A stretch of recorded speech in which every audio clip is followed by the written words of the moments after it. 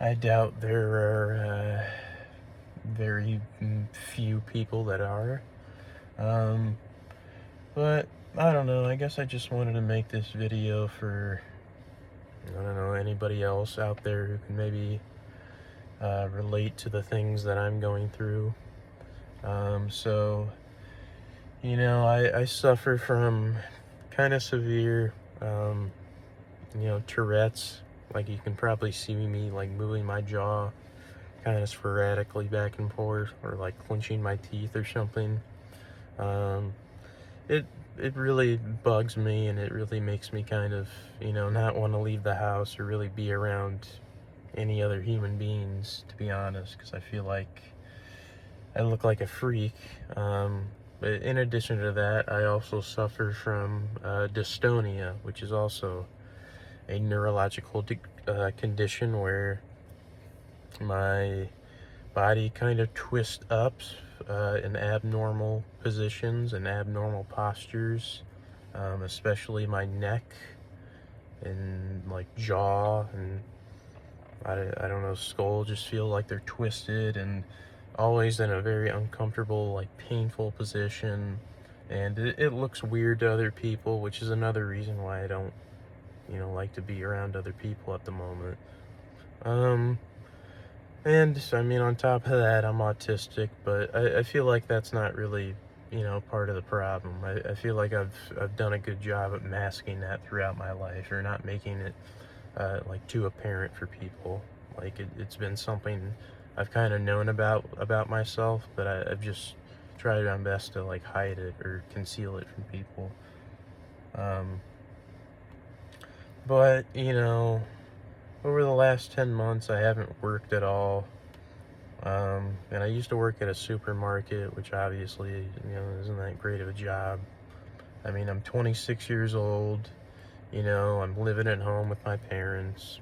Um, I have a young son that, I have visitation to every other weekend. Um, and currently I'm fighting to get joint custody, which, me not having a job might affect that, but I don't know. I have a lot of support, so perhaps not. But, I mean, that's another thing, like, me wanting to get joint custody, the main reason for that is that my ex-wife, my son's mother, um, her new husband broke their 6-month-old, at the time, infant boy's humerus or arm bone, so he broke his arm. And there were previous signs of bruising and like various stages of healing, and he was charged with like third degree and fifth degree felony, although for some reason things look like they're going his way. But I kind of want to prevent my son from being around someone who's you know uh, gonna be a registered like child abuser, perhaps. So I kind of want to keep my son away from it, but his mom wants to keep their family together, because she wants to be a stay-at-home mom, and I guess he's like a civil engineer, and so, him having that career can make her lifelong dream of being a stay-at-home mom come true.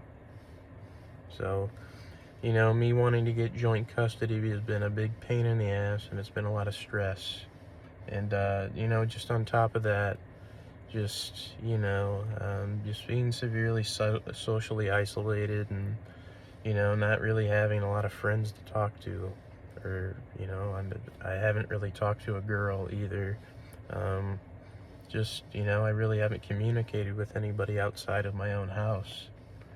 And it's kind of really starting to get to me, and it's hard because I have a desire to want to go out, but because of my tics and my spasms and whatever the fuck, I feel like it looks apparent to everybody else, and people are staring at me when I'm doing this, and it makes me very self-conscious, and it makes me not want to be around people. So I don't know, you know, if anybody's watching this, maybe they can give advice if they've dealt with similar situations, whether it be the, mental and neurological issues I was mentioning, or if they've been through a situation where they're trying to get joint custody, or even more particular, they're trying to get joint custody because their ex has a partner that abused a child. So I don't know if anybody's watching this and they can give their thoughts on any of the like 7 things I mentioned, that would be cool. So yeah, bye.